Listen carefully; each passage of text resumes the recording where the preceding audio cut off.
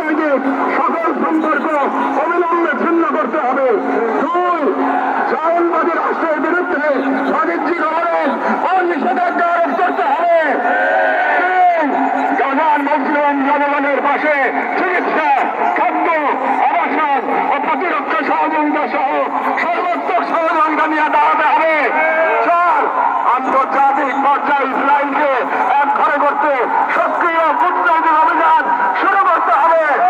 এবং 5, জায়নবাদের দোষর ভারতের হিন্দুত্ববাদী শাসনের অধীনে মুসলিমদের অধিকার হরণ, বিশেষ করে লক্ষ্য আইনে হস্তক্ষেপের মতো রাষ্ট্রীয় আগ্রাসনের বিরুদ্ধে ওআইসি ও মুসলিম রাষ্ট্রসমূহগুলোকে দৃঢ় প্রতিবাদ ও কার্যকর কূটনৈতিক অবস্থান নিতে হবে।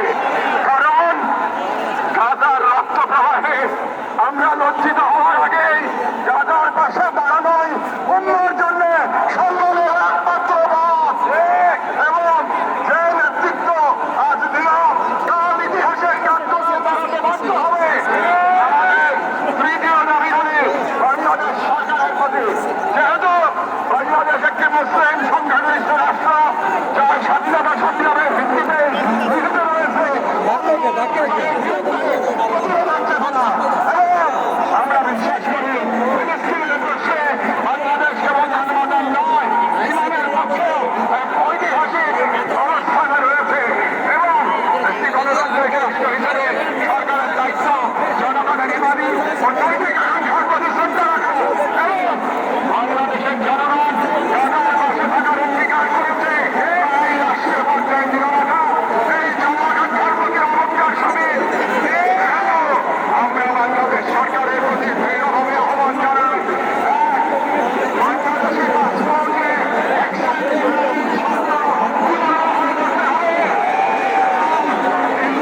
রাষ্ট্র হিসেবে স্বীকৃতি না দেওয়ার অবস্থান আরো সুস্পষ্ট।